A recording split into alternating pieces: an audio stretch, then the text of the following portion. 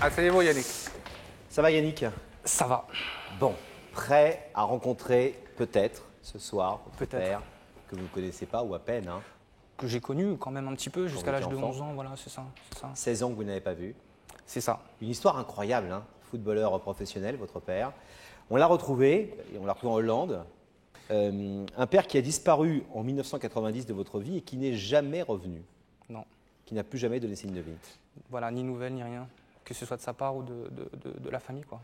Alors, c'est un ancien footballeur professionnel. Il a disparu en laissant juste un je t'aime sur le paquet de cigarettes de votre maman, c'est tout, comme seul mot d'explication. Exactement. Alors, cette histoire assez étonnante de Yannick et de ce père qui s'est envolé comme ça un beau jour il y a 16 ans, on la regarde tout de suite. À 26 ans, Yannick est un jeune chef d'entreprise à qui tout réussit. Pourtant, une blessure du passé l'empêche de sortir totalement de sa jeunesse. Tout s'est très très bien déroulé dans ma petite enfance, jusqu'au jour où mon père a décidé de nous quitter, puisqu'un soir j'étais à la maison, et puis ma mère rentre, et puis elle vient me voir dans la chambre, elle me dit ton père est parti, il a laissé un paquet de cigarettes sur la table en me disant je t'aime mais je pars. Yannick grandit avec sa mère sans véritablement s'interroger. Mais la découverte de l'amour lui rouvre les yeux. Yannick doit découvrir ses racines. J'ai commencé la démarche de rechercher mon père il y a à peu près 3-4 ans, à l'époque justement où je venais de me mettre avec ma compagne. Donc je pense que ça a été le déclic de me dire que bon, maintenant il est temps pour toi de t'installer, mais il y avait quelque chose au fond qui me manquait au fond de moi. Et j'ai peut-être besoin de retrouver mon père pour avoir un exemple d'éducation que je peux donner à mon enfant. Et je ne serai que complètement accompli en tant qu'homme que quand je retrouverai cette identité paternelle. Peut-être qui viennent se greffer un peu à ma vie, quoi, comme ce qu'un père devrait faire, et qui me donne conseil, parce que bon, tout le monde me dit que je ressemble à mon père. Yannick ne partage pas qu'une ressemblance physique avec son père. Ils ont aussi la même passion, le football. Football, je pense à mon père. J'entends quand je suis avec des amis ou que je tape dans un ballon, je peux pas m'empêcher de savoir si mon père est toujours dans le monde du football. Et puis je me rappelle les peu de fois où je l'ai vu jouer en match pro et en D1, en première division. Ouais, ça me fait quelque chose. Je ne veux pas lui mettre l'obligation de « ça y est, t'as retrouvé ton fils, tu lui dois des comptes ». Moi, je m'axe surtout vers le futur, vers le présent. Et ce qui est étrange, c'est que même s'il est parti depuis des années, j'arrive pas à lui en vouloir. Et j'ai vraiment l'impression de l'aimer comme à l'époque, quoi. L'impression de l'aimer comme à l'époque. Votre papa avait, Yannick, quitté une première fois la maison. Effectivement, ouais. Il est revenu après cette première séparation. Il est revenu à peu près 1 an après. Vous vous souvenez de ce jour-là? Oui, bien sûr. C'était étrange comme sensation parce que, vous savez, quand on est jeune, je parle pour mon cas, quand mon père est parti, c'est bizarre avec quelle facilité on essaie d'oublier les gens. Vous voyez ce que je veux dire? C'est que on se dit, bon, il n'y a plus de père, il n'y a plus de père. Voilà. Donc quand on voit le père qui revient, c'est tout un travail psychologique qu'on fait sur soi-même parce qu'on se dit pourquoi il est parti, donc on lui en veut, forcément, parce qu'un enfant, c'est très sincère et très franc, hein. Lui, il ne va pas passer par 4 chemins. Donc je me suis posé plein de questions. Je me suis dit pourquoi tu es parti, et au début, c'était difficile parce que je lui portais pas trop d'attention. Je lui parlais plus comme un fils devait parler à son père parce qu'il avait mis cette distance entre lui et moi. Et au bout de combien de temps est-il reparti? Il est reparti quelques mois après, ou peut-être 1 an et demi après. Ouais, c'est ça. Et là, vous vous souvenez de ce jour-là aussi, j'imagine? Ah oui. Alors ça, c'était pire que la première fois, parce que la première fois, il l'avait joué fine. C'est-à-dire qu'il avait dit à ma mère, je vais chercher du pain. Il n'est jamais revenu. Enfin, il est revenu 1 an après. Et la deuxième, c'était très dur parce que... C'est un boulanger très éloigné. C'est la réaction que j'ai eue. Je me suis dit, mais il est parti au bled chercher le pain ou quoi? Et de quelle origine votre père? Il est marocain. D'accord. Il est marocain. Et donc, ce qui s'est passé, c'est que la deuxième fois, il était à la maison et je lui ai dit que je partais chez des amis jouer aux jeux vidéo, etc. et que j'allais chercher des jeux vidéo. Je lui ai dit que je revenais dans 1 heure ou 2, donc je pars, je m'amuse, je vis ma vie d'enfant, je rentre. Et ma mère, à cette époque-là, travaillait très tard, elle rentrait très tard, elle finissait vers 23h, minuit. Donc moi, je suis parti me coucher dans ma chambre et puis ma mère, quand elle est rentrée, elle est venue me réveiller, elle m'a dit « Écoute, ton père a laissé un mot, sur un paquet de cigarettes dans le salon, indiquant voilà, je dois partir, mais je t'aime. Je pars, je t'aime, c'est un peu étonnant et un peu bizarre. Votre mère, vous n'avez jamais essayé de percer le secret? Vous n'avez jamais essayé de parler avec elle de ça? Non, parce que quand on est jeune, on n'ose pas demander à sa mère. Non, mais là, plus récemment. Oui, j'y viens. Quand on grandit, on fait en sorte d'oublier. On fait en sorte d'oublier parce que ça fait quand même très mal au cœur quand on entend les gens parler autour de soi d'un père qu'on n'a pas. Donc on essaie d'oublier. Ce qui est incroyable, c'est qu'on a le sentiment, quand on vous écoute, Yannick, qu'à la fois vous êtes extrêmement construit aujourd'hui, extrêmement... vous savez ce que vous voulez, vous êtes extrêmement clair, que vous avez une sorte d'admiration sans borne pour ce père, comme le gamin qui peut avoir un père footballeur professionnel. En plus, c'est pas rien. Hein, c'est une sorte de Père Noël à la maison d'avoir un footballeur professionnel comme quand il est à la maison. Quand il est à la maison. Et à la fois, vous n'avez aucun ressentiment, vous n'avez pas de volonté de haine ou d'aigreur par rapport à ça. Vous êtes extrêmement doux avec lui, extrêmement gentil. Parce que c'est quand même un homme qui a abandonné son gosse et sa femme, quoi. Il y a une époque où j'ai vraiment haï mon père. Clairement, je pèse mes mots. C'est-à-dire que... Plus de vous avoir abandonné vous ou d'avoir fait du mal à votre mère? Dans ces cas-là, c'est un peu des deux, mais on est un peu égoïste quand même parce que en grandissant, on réfléchit, on se dit bon, admettons, ça ne marche pas avec sa femme ou ex-femme, peu importe. Mais quand on met un enfant au monde, on le fait avec réflexion et on le chérit jusqu'à la fin de sa vie. Enfin, c'est le but d'être un père, quoi. On l'accompagne un maximum de temps. On l'assume, quoi.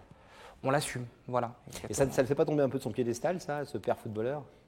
Ça l'a fait tomber pendant quelques temps, mais je ne sais pas, maintenant que je suis devenu, entre guillemets, adulte ou responsable, un homme, voilà, j'ai un besoin, et je pèse mes mots, viscéral de le revoir. C'est un fort besoin que j'ai de revoir mon père. C'est incroyable. Vous m'auriez parlé de ça il y a 5 ans, je vous aurais dit, mais mon père, je m'en fous. Ça ne m'intéresse pas. Il peut être où il veut, il peut refaire sa vie, ça ne m'intéresse pas. À l'heure d'aujourd'hui, j'ai besoin de savoir comment il est, ce qu'il fait, ce qu'il devient, s'il a refait sa vie. Vous avez dit des choses très belles en préparant cette émission de notre équipe. Vous avez dit mon père était autoritaire, mais il m'a inculqué les valeurs de respect. Ce qui est assez paradoxal, là encore, parce que ce n'est pas une attitude très respectueuse qu'il a eue pour le coup. Cet acte-là a pu un peu casser tout ce qu'il vous a inculqué. Et pourtant, c'est le côté positif des choses que vous retenez. Parce que je pense que s'il est parti, il avait ses raisons. Je pense que ça... On peut être faible à un moment de sa vie. Enfin, je pense que tout le monde ici présent a eu un moment de faiblesse dans sa vie, n'a peut-être pas assumé sa vie, mais peut-être que c'est bref, peut-être que c'est sur du long terme. Je pense que lui en avait peut-être marre de cette vie ici et avait besoin d'aller se construire ailleurs. Oui, c'est comme la chanson de Goldman, là-bas. C'est pareil. Donc je pense que c'est ça. Vous étiez fier de dire que votre père était footballeur professionnel quand vous étiez gamin? Oui. Oui, mais sur du court terme, parce qu'après, on n'était pas très crédible. Bah, forcément, j'habite en banlieue, j'ai vécu pendant 15 ans, 16 ans en cité HLM, avec une maman au RMI. Enfin bon, c'était pas non plus la joie tous les jours. C'est pour ça que je vous dis que ma mère s'est énormément sacrifiée pour mon bien-être. Et quand on disait papa footballeur professionnel, bah, on voyait des stars, des grosses voitures, bien logées et tout. Et donc forcément dans les discussions... Donc les gamins à l'école, ils ne vous croyaient pas forcément? Pas du tout, mais même encore aujourd'hui. Enfin, je veux dire, dans une discussion, vous m'auriez croisé dans la rue, vous m'auriez demandé métier du père, j'aurais dit footballeur professionnel. Vous m'auriez dit quoi? Oui, bon, c'est pas sûr. Et pourtant, il a joué en D1, en division. Il a joué en D1, il a joué dans les plus grandes équipes françaises. Une carrière internationale, il a fait Mexico 86, la Coupe du Monde quand même, c'est pas donné à n'importe qui. Et aujourd'hui, il est entraîneur d'une grande équipe, enfin d'une équipe en tout cas c'est ce que vous importante. On vous l'apprend, à Rotterdam. Donc en clair, on a vu que vous avez une compagne, vous n'avez pas d'enfant encore. Pas encore. Tout va bien dans votre vie. Peut-être. J'espère. Est-ce que vous avez l'impression que c'est une question un peu banale et un peu bateau, excusez-moi de vous la poser, mais que vous avez besoin de ce soir pour finir de vous construire. Devenir père vous aussi? Vous faites bien de la poser cette question puisque c'est tout à fait ça, clairement. Vous savez, quand on n'a pas de racines, quand on n'a pas d'exemple paternel, je parle pour moi, j'aurais du mal à éduquer un enfant. J'aurais peur d'être soit trop sévère ou pas assez. Donc peut-être que de renouer avec mon père, lui demander des conseils comme un père ferait envers son fils, je pourrais transmettre justement ça à mon enfant. Là, j'aurais l'impression à l'heure actuelle de ne pas être en mesure de pouvoir éduquer un enfant. Vous voulez le voir là tout de suite avant qu'on aille le retrouver? Tout de suite. Il est dans la loge. Ouais. On peut établir la connexion. 16 ans que vous n'avez pas vu. Hein. Avec la loge, regardez, il est là.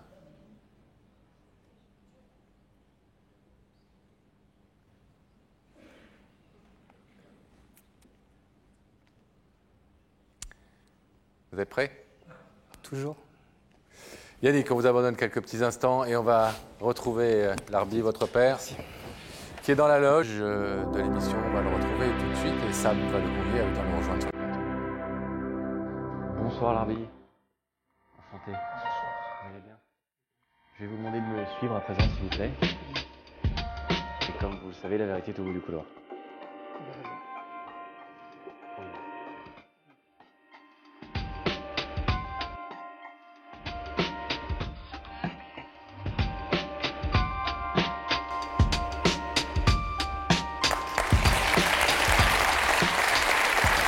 Bonjour monsieur. Très bien. Bienvenue. Merci. Asseyez-vous là, je vous en prie. Bonsoir Larbi. Excusez-moi. Comment ça va? Bonsoir, très bien et vous? Très bien. Alors, vous savez que vous êtes ici parce que, en tout cas, quelqu'un nous a demandé de vous retrouver et cette personne qui est là de l'autre côté de ce rideau veut vous parler. Ça, c'est clair. Est-ce que vous avez pensé à quelqu'un? Une personne. Pas deux, pas une. Une. Une personne Il y a une personne que vous avez dans la tête. à qui je pense tous les jours, D'accord. Tous les jours. depuis 26 ans. Cette personne a 26 ans maintenant. C'est mon fils. Donc ça pourrait être cette personne. Ça pourrait être ça. Et je serais très fier si c'est cette personne et c'est mon fils. Parce que j'avais tout fait pour lui. Alors regardez ces écrans s'il vous plaît et vous allez donc découvrir le visage de cette personne qui veut vous parler.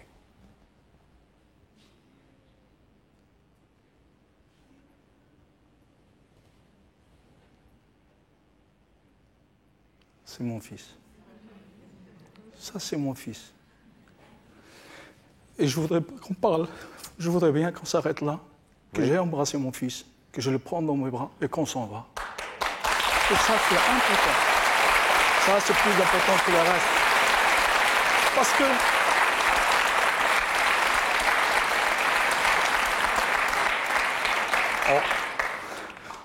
Parce que vous savez, c'est difficile. Des fois, il ne faut pas parler. On parle avec le cœur, on ne parle pas avec la langue. Des fois, on parle, on dit n'importe quoi, juste ou pas juste. Mais ce qu'on réfléchit, ce qu'on a dedans, ça ne se montre pas. Ça se juge. Et c'est les gens qui nous jugent comme ça. Yannick, est-ce que vous êtes d'accord pour ne pas attendre, ne pas parler? Ouais, je suis d'accord. C'est mon fils. Et j'ai une photo ici qu'elle ne me quittera jamais. Elle ira avec moi dans ma tombe. C'est les deux êtres les plus chers au monde que j'avais, qui sont morts. Et celui-ci, c'est mon fils, c'est Yannick. Il restera toujours Yannick pour moi. Et je le vois tous les jours chez moi. Il est dans mon salon, il est accroché au mur, et je le vois pratiquement tous les jours. Et il est dans la même place que les restes. Et ça, pour moi, c'est mon fils. Il restera mon fils. Et c'est plus important. S'il veut savoir la vérité, je lui expliquerai tout. Je suis prêt. Est-ce que vous voulez juste au moins écouter ce que lui a à vous dire? Même si, voilà, il n'est pas là pour vous faire des reproches, est-ce que vous voulez écouter ce qu'il a à vous dire? Bien sûr. Vous ne répondrez pas, vous vous levez et vous Bien allez sûr. voir. On l'écoute? Bien sûr. C'est à vous, Yannick, si vous voulez dire un mot, à moins que vous vouliez vous aussi directement aller dans les bras de votre père. Hein. C'est à vous de décider, Yannick. Non, mais déjà, je voulais lui dire que, qu'il m'a manqué. Même si j'avais pas de photo de toi accrochée sur les murs, je pensais à toi. Et je suis fier de toi parce que en quelques instants, tu as démontré à la France entière que tu étais quelqu'un de bien. Malgré tout ce qui a pu se passer à une certaine époque dans ta vie, je t'en veux pas, c'est pas grave. Ma'alish, comme on dit, hein, c'est la vie.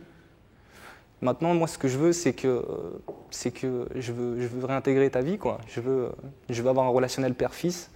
Et je suis très heureux que tu sois présent ce soir et que tu veuilles déjà ouvrir le rideau. On a compris que vous vouliez retrouver votre fils, vous aussi. Je l'ai fait il y a 2 ans et demi. Je me suis pointé, j'étais en Hollande.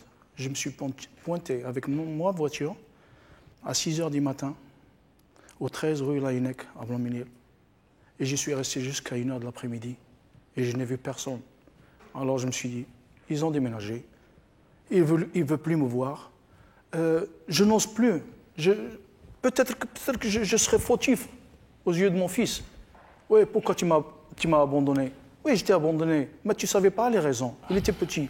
Vous avez bien compris qu'il Yannick ne vient en aucune façon avec ou de la rancœur ou même pour juger. Il voulait juste, et personne ici d'ailleurs ne cherche à vous juger de quoi que ce soit. Donc le seul but de cette démarche était de reprendre contact avec vous. C'est ce que vous demande Yannick, c'est d'être maintenant, de faire partie de votre vie et que vous fassiez partie de la sienne. Il ne va plus me quitter.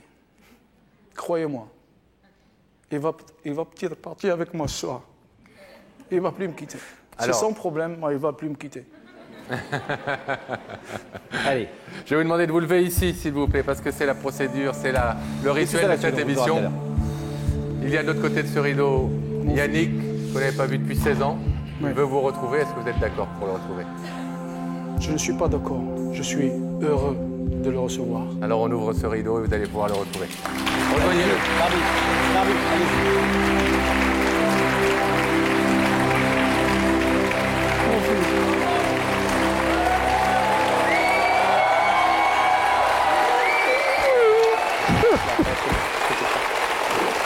C'est bon, c'est là, c'est là.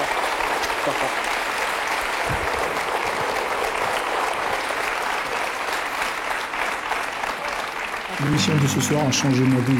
C'est normal parce que j'avais un fils et j'ai toujours un fils et j'aurai toujours un fils. Et ce soir, ce fils, je l'ai retrouvé en bonne santé et pour moi, c'est plus qu'un plus. C'est ma vie entière.